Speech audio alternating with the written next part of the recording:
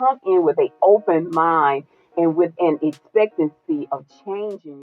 Good evening. Thank you so much for tuning into Shifting My Life podcast, where we allow individuals to come in and share their life experiences that cause them to shift their life, and possibly as they share, you can look at it and kind of think about, is it something that I need to share with my family? Is it something that I need to share with friends? Possibly it could be something that you're going through or something that's going on in your life that's bringing a shift in your life. And so we share these episodes with you. And so today we have Anthony Morris with you. He's going to be here. He's going to talk about a few things that's going on in the community. He's going to be talking about some laws and things that have been placed here in Louisiana that he feel like is going to cause a big shift in households. It's going to cause a big shift in our families. And so, Anthony, thank you so much for being a part of Shifting My Life podcast today.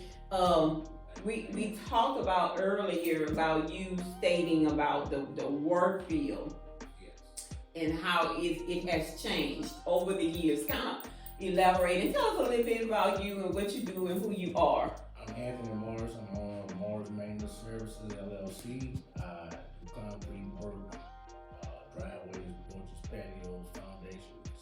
But here lately, it's been so competitive with the new laws and giving the minorities the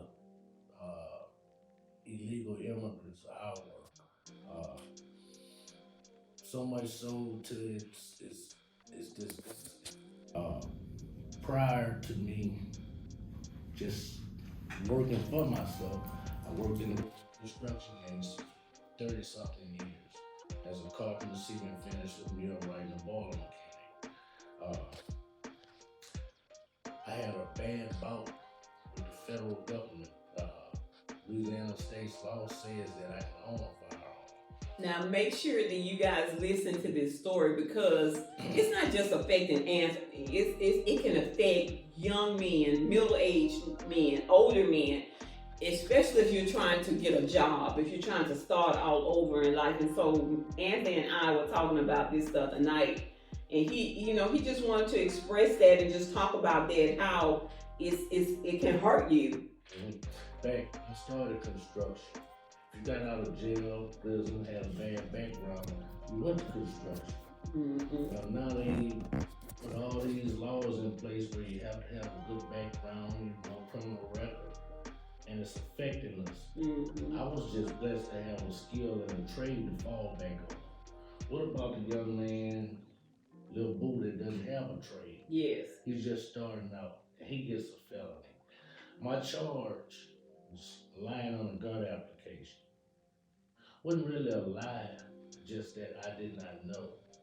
I paid an attorney to find out why I couldn't get the gun. Mm-hmm. The attorney told me there's no reason why you shouldn't be able to get the gun. Well, about 7 months later, I was in Hobbs, New Mexico, working, gainfully employed. So wait, you had the attorney to take out, care of this? To find out why I couldn't. Okay. Why I was denied. Mm-hmm. And Louisiana state law said after 10 years, I've been off parole, probation, and everything, 30 years. Well, I was arrested in Hobbs, New Mexico. I lost a job, high-paying job, and I lost time out of my life and my family. And believe this, I raised my daughters by myself, and it kind of destroyed our family. So much so, one of my daughters told me that had I still been out, had I not gotten arrested or locked up, she wouldn't have a child. Wow. Now that's something that shifted the family atmosphere there. And so how long did you stay in jail? 18 months, just about. Just long enough for your family to bring in changes, in your family. And during that time, the reason it took so long is because I went from jail to jail, from New Mexico, 4 jails in New Mexico, 4 in Texas, Oklahoma, Wyoming, and I got West Baton Rouge. Well, when I finally get to West Baton Rouge, I had a choice to sit 2.5 more years to go to trial and Mhm. prove my innocence, Mhm. which, if you know about the feds, they have a 99.9% conviction rate. Well, it's not a conviction rate, because they sit you there to make you plead. Oh, really? Yes. They will, Wow.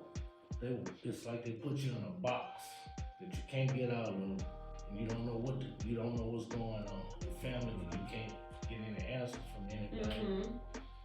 And when I finally got a court date, the judge granted me immediate release. The prosecutor, she asked if anybody objected. The prosecutor said Mr. Morris had a criminal history.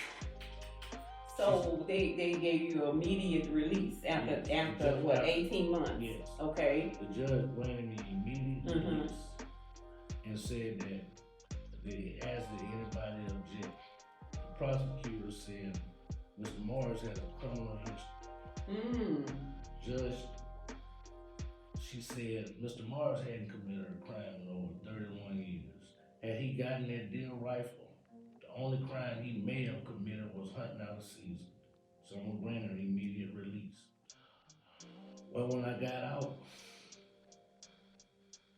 my old superintendent in New Mexico offered me my job back. Okay.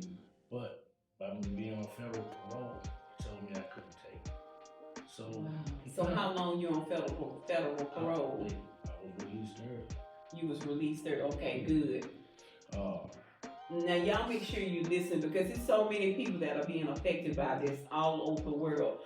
Anthony's just happens to be where it brought destruction for his work field as well as his home. But you know, this is something that you guys need to listen to and share with your family and your friends. During this time, my superintendent pulled some strings. My tweet card was still valid. So I worked the attorney industry in the plant. Nice. When it came time to renew it, they denied me. They said I had to wait 7 years to go back to the plant. That's as of now. As of now. Okay. Okay, and I'm looking at this new gun law that they have where 18-year-olds can own a firearm. Okay, Louisiana state law says that, but the feds will supersede it and they're gonna lock you up. What you mean? Can you explain that when you say that the feds will supersede this? The feds law will outweigh Louisiana law. The feds pick up a gun charge in Louisiana. When you go out and do your background check, and a lot of our children don't know this. I told my nephews, hey, don't go and apply for a pistol. Don't do it, because what they gonna do? They're gonna deny you. They may even give it to you, but the feds are gonna pick you up because you obtained a firearm. The federal law is 21 years of age. Well, there's so many responsibilities with owning a gun. Right, and that's something that our children need to be taught about, the responsibilities. You don't know that if you lay your gun on your floor and your nephew picks it up and shoots his little cousin, you're gonna be charged with murder. So it's setting us up for failure. And you're not gonna do 2 for 1, you're gonna do day for day. That means if you go to jail April 19th, 2024, and they give you 10 years, you're gonna get out April 19th, 2024. It's designed to hurt us. I absolutely agree with that. We did an interview earlier with Clarence Robinson, and you know, he touched on that a little bit about all the laws that are going on, like, because July is when it actually takes place, right? That everybody that's 18 can purchase, but it's 21 they can't go buy liquor. You gotta be 21 to buy liquor. Buy liquor, but you can buy a gun. And all of this is in Louisiana, you guys. So, you know, if you have family or friends in Louisiana, please share this podcast with them. And they not, for the longest, took the reason for guns out of it. Guns are not made just for protection. We use guns to hunt with. We have gotten away from it. We're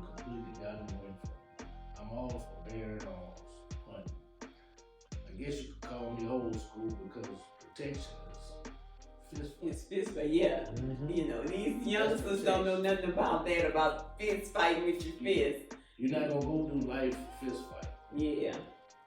You can come back from a fist fight, but if you kill somebody, they ain't no coming back. You're gonna be. And a lot of y'all think y'all hard and y'all think y'all can handle prison. It's not about the fighting and the knives and all that. Because they will stab you. But it's about the mental aspect where you can't just go simple into your refrigerator and get a handful of grapes. Oh yeah, please elaborate on that a little bit more, because I think that they think that it's a game. I think that they think that, okay, I can go do this time, I can do this time. It ain't number 7, what they call it, jokes. Jokes. I can do them 7 years, that ain't nothing. But now, since the laws are changing, you got people in there that may be in there for 30 years and they gotta be there, so they don't care. You may be in there with your 5-year jokes and you're in the same cell with a life. Yeah, he don't care. Yes. He does not care about you. You just don't.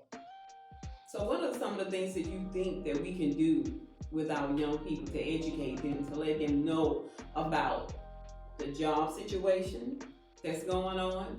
Because that's happening to you now, and you're older. So you know that all of our young men and women that are gonna go through this. So what are some of the things that you think that when we come back on the next in the next part of this episode, I want you to kind of talk about that a little bit on what you think that they can do to fix those things.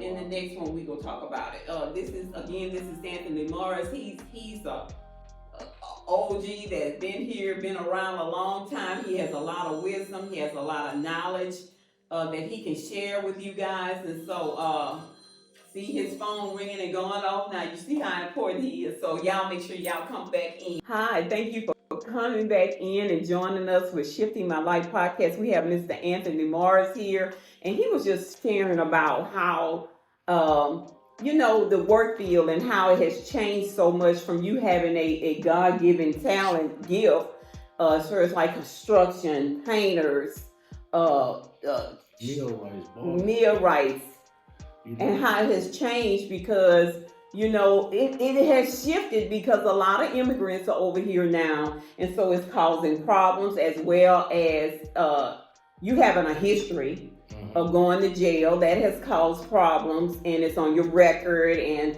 how it has changed with TWIC and all the other things that they make you have to have now to go work in the plants. And so for a man to make it and work and has all of this going on, what do you think that needs to be done, Anthony, to change that? They said that the laws for the TWIC and security passport were designed for terrorists. Well, it's affecting people here in the United States. Yes. Yes. They need to come up with something other than that. I mean, I know too many good construction workers that are out of work. That have made mistakes. You made a mistake. Yes. Well, back when we started construction, back in the late 80s and stuff, that's where you got your start at. Right. At least they had that hope that when I come home, I can start my own business because I have this on my record. They're not gonna hire me. And so now they're faced with not even much being able to do that. I put it to you like this: Friday, when I was looking for a job, I was turned down because of the TWIC by companies that know me. That normally, if I'd have had that TWIC, they're like, "Oh man, what time you gonna be there tomorrow?" Oh, we know you ain't gonna come till Monday. So that's all been destroyed for me. And for me to have to wait 7 years to reapply, and for them to take my $145 to tell me that. Wait a minute, they took your $145 to tell you that? Yes. They didn't share this with before. Oh my God. Because had they shared it with me before, I wouldn't have spent. You wouldn't have spent, and that's enough to make somebody go postal and commit another crime. But they don't tell you right then. You may wait about 8 months to a year before they tell you. I mean, my superintendent, I say his name because Proud man, Troy J. Mm-hmm. Troy held my job for me until he couldn't hold it anymore. Mm-hmm. Mm-hmm. You know, And so laws need to be they changed. need to change the laws. I And, mean, and uh, even with outside construction, mm-hmm. you know, they say, oh, the Mexicans work hard, they work cheap. No, they don't. What they're doing is they're doing like they do everywhere else. They start out low, but then when they run us out of business, Mm-hmm. they jack their prices back up. Or Mm-hmm. I've even heard customers tell me, they said they'll do it $1.85. Well, I charge $6 a square foot, Mm-hmm. basic. Mm-hmm. That's the dig, form, pour, finish the concrete. Well, they charged them $1.85 to dig, $1.85 to form, Mm-hmm. $1.85 to pour, and $1.85 to finish. And $1.85 job. And the quality of work was horrible. Mm-hmm. And when you add it up, it was more than I charged. It was more than what you charged. Mm-hmm. She said, when she Wow. looked at it, she said, I was $4,000 cheap. Are you serious? And they took them about 2 months. I said, I would have been gone in a week. I don't plan on living at your house. Mm-hmm. So, you know, they say, well, the Mexicans work hard. They don't work no harder than us. So let me ask you this. When Mexicans come over here, do they have to go through everything you guys have to go through to get a TWIC card and a all the legal papers to work in the plants? Do they have to go through that, or do they get like a bill of rights or like a forgiveness? They have what they call, I believe they call it right to work. A right to work. They get a work pass. Okay, how long does that last before they have to A year be or so. considered a United States citizen and have to have the same thing that you have? How long? I don't know how long, but I know that they can do it. They call it a work pass. Yes.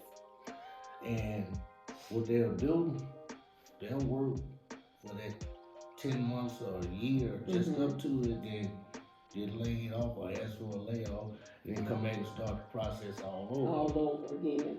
And I think that's something, Anthony, that needs to be shared. That needs to be some homework need to be done. You know, and another broadcast needs to be done about that so that we can share that with individuals, because a lot of people don't know. You know, what they'll say is, well, the federal government gave them the right to work over here because they're doing the jobs that Americans don't want to do. That's what the government says. says. They say. Okay. The jobs that Americans don't want to do. Well, for as long as I can remember, we've been construction. For as long as I can remember, Americans been wanting to do this. As long as I can remember. As long as I know, construction workers. Yes. That's what we came up on. That's right. Now, that's a God-given talent. Some people go to school for it, but mostly it's something that you learn from family. Yeah, you know what I'm saying? Passed it down to their children, you know? And the way they do this, I looked at the big picture. They take the women and make them more masculine. They give them the alpha female role. They emasculate the male. Now the children don't have that much to look up to. Right. A lot of our black kids, our black males don't know how to fish, they don't know how to hunt, they don't know how to dig a hole. Simple things that black men are supposed to know how to do. Right. Because they took that role from the male. Say, okay, well, you gotta get out, you need to go. So the woman thinks, okay, my man ain't nothing. Right. He ain't working. Well, he can't find work. So it's hard when it has shifted. It's been shifting for a long time, Anthony, and so I think realize it. Right, but now it's being placed right there in front of your eyes to where, and so as a man, what do you think that you can do in this community to kind of change that, to try and help? You can't do it overnight. No. You understand? But it's got to be a start. So as a man, what do you think that you can do? Each man teach a man how to be a man, or teach a boy how to be a man. I believe it'll get a lot better in this world. I mean, we don't We don't teach each other. Yes. Do you see a lot of men afraid of the younger generations, or don't want to go up to them because they're afraid and thinking that they may? See, the younger generation, they lost respect for Mm-hmm. me. Mm-hmm. Uh, So how can you change that? well, the way I change is I talk to them on their level. Mm-hmm. I'm not scared of them, first of all. And I've been where they were at. Mm-hmm. I didn't want to listen. I mean, I grew up with a well-rounded family. Father was a police officer, mother that was a teacher. Mm-hmm. And I grew up in Fairfields. Mm-hmm. And I tried to prove that, okay, yes, my dad a police officer, but I'm not. So in turn, you had somebody that turned into a criminal. Yeah, now see, y'all listen to that. Now Anthony grew up, his father was a policeman. And so just because your dad is a policeman, just because your dad is a minister, don't mean that you're not going to have form your own opinion when you grow up and go out there and make mistakes. But, the little mistakes that Anthony made does not warrant for him to be going through what he's going through now, not able to go and do his trade the way that he wants to, not able to go out there and get a job and provide for himself and his family because the laws have changed over time. Even with customers, they'll look at my background and figure, okay, you got a criminal background, I'm gonna jack you. Well, this is one thing you need to know. So customers are able to go and look at your background? Yeah. Oh. You got to look at your background. Okay. Okay, yeah, you've been in prison. Wow. I'm not you're not gonna just jack me. Right. I'm in this for money and only money. So you feel like, okay, well, I ain't gonna pay you because you've been to prison. Oh, you gonna pay? Yes. You gonna pay you until we have to go to court. Yes. I'm not gonna do nothing physically to you, but you gonna pay. I'm gonna take it to the extreme. You right to go. I'm a chess player. And I protect my queen. And if I gotta borrow money to pay to get my money back, I'm gonna do it. Yes. That is, it needs to be shared more with our younger generations, about the times that we are in right now. We're just not gonna get any better, especially with the new laws coming in. And new laws need to, so that calls for us to have to just go in and we need to be on our state representatives, the senators, councilmen, everybody, so that we can go in and we can get some laws changed, because we need to. Our men need to work. It's no reason why this man should not be able to go get his TWIC card. He has served his time. I shouldn't even need a TWIC card. Shouldn't even need one because he got the experience. How many years? 35 plus. 35 plus years. There's no reason why that he should be going through what he's going through right now.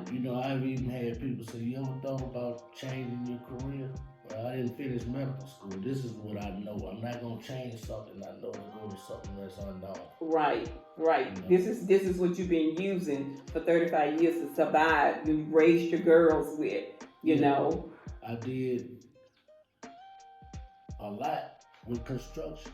Some people look at it, oh, that's construction work. Well, it's the highest paid blue collar in the world. I mean, construction workers, you can think what you want. But they make good money. Make good money. I had one lady say, what you know about that? I said, well, I just charged $15,000 for your driveway and it took 4 days. So, yeah, it's like I've been in the business. I know the business, and that's it. You know the business aspect of it. They can't get over on you. You know the business, and so why try and take that away from us and say Americans don't want to do that? I know so many right now that's just like, man, I don't know what to do. We can't even get no work. Lord. Well, we're going to try and change this up a little bit. Share us a little bit with us that something nobody knows about you, that nobody knows about Anthony, that's funny, that's happy, that's different, that nobody possibly knows about you, Anthony. Because, we have things that we're into and things that we do that people don't know about us. Well, I tell you this, I do love God. He loves God. I know that. Even in my darkest days when I was in the streets, I would not miss church. I always came to live in faith. I mean, they may have had to give me breath mints and Listerine strips and gum, but I came. Yes. And he has a past, and he's not ashamed of it. We all got a past and have been forgiven for it. God delivered me from alcohol. I mean, I was still on parole. I could have got my last DWI. They would have really thrown me away behind that DWI. And I asked God to take the taste of alcohol out of my mouth.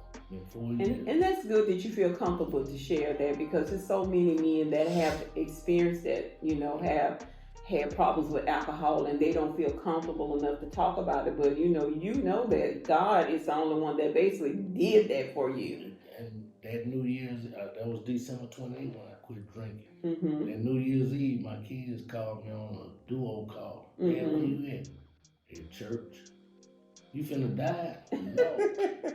I'm just trying something different. I've been everywhere else, but I'm trying something different. I've been in the club, been in the bar, been in New Year's Eve parties. I'm trying something different. And I feel a whole lot better.